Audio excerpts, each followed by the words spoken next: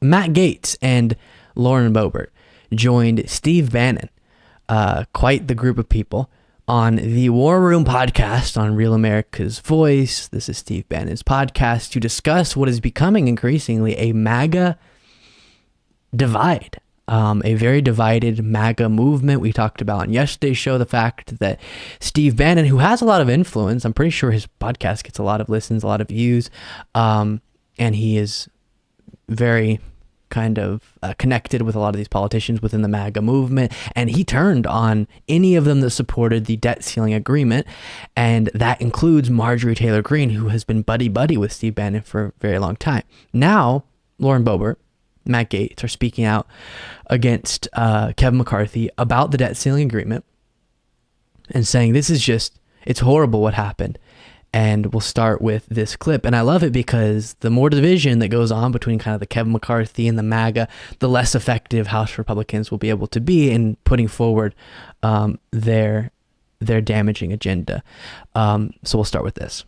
It was a circumstance where the Biden negotiating team, frankly, played the House negotiating team and took their lunch money. Look, Lawrence O'Donnell did almost an hour last night on a show, and they came on MSNBC today, the mock it. They had the negotiators on last night. We're going to play cuts tomorrow. We couldn't do it for because they had D-Day today. They're literally laughing at the House. But it wasn't. They ate Kevin McCarthy's lunch. Biden ate Kevin McCarthy's lunch, according to Matt Gaetz, and that's what's making some of these House Freedom Caucus members, MAGA members, really upset, is they feel like Kevin McCarthy caved too much on this debt ceiling agreement that we've covered extensively in the past, if you're curious about my personal feelings on that agreement. Now, during a different interview from very recently, they're constantly on this podcast, I guess, in different outfits, this was said. We have to hold the floor until the pistol brace bill is passed, and we must thereafter get a new deal with McCarthy. But right now, there's a key decision that is going to be a major signal in how this all unfolds. We have told the Speaker that there will be no rule votes until the pistol brace bill passes. However, we believe that our committees should continue their work. Yes. On Thursday. Okay.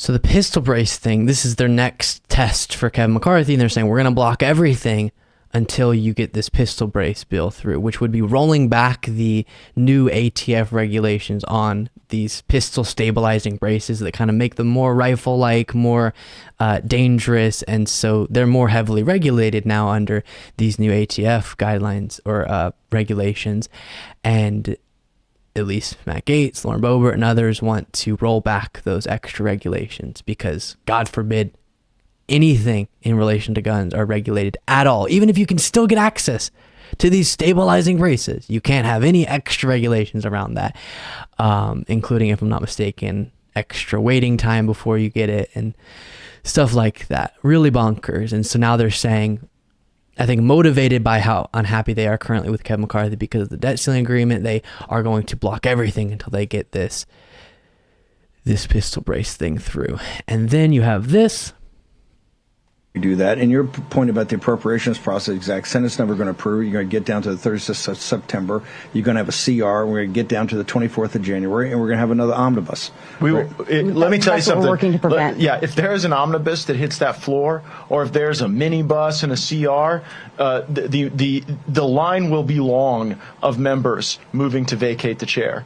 If that is what occurs, because the organizing principle of our effort was to never govern by omnibus. Yes, this was a promise that we made to our constituents back home, and we have to go home and look them in the eye if something like that comes up. And so absolutely, that is something that we will do anything and everything to prevent. You do that, and you're okay. So an omnibus bill, as a reminder, is kind of when you combine multiple smaller appropriations bills, deciding on funding to different places into one big bill that everyone has to vote on. And that's often what happens. And Matt Gaetz, Lauren Boebert are saying if Kevin McCarthy allows for an omnibus bill like that, that in their minds gives them less say on the individual items included, they're going to call for a motion to vacate, which would be trying to remove Kevin McCarthy as speaker. Gotta love it. And then this.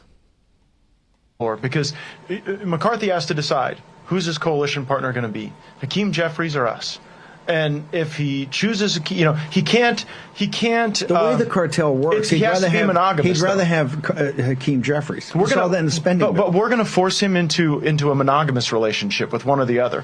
What we're not going to do is hang out with him for 5 months and then watch him go jump in the back seat with Hakeem Jeffries, and sell the nation out and underwrite $4 trillion in debt.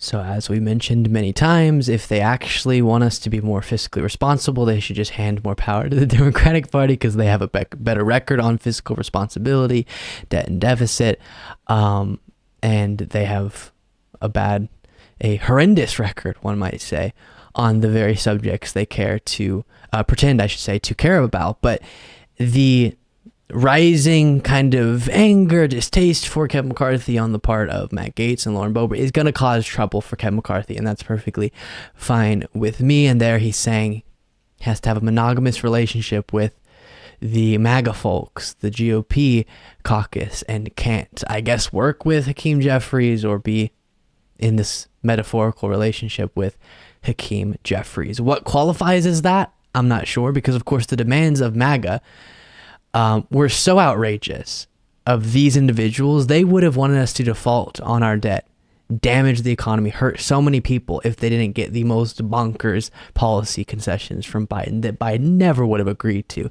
And so this is what happens when you hand over a lot of power to, if not always in the actions that get through, because of course the agreement did end up getting through, but now they're unhappy, and especially rhetorically within the MAGA base, when you hand over a lot of power, as Kevin McCarthy has done, to individuals this radical, this extreme, you're going to have to deal with the repercussions. Thank you so much for watching. If you want to be a part of what makes this show possible, plus get access to the full video version of the show hours before all the clips are able to be uploaded to the YouTube channel, plus get the bonus show on the weekends, you can do so by going to lukebeasleyshow.com/membership. That's lukebeasleyshow.com/membership, and there's a link in the description.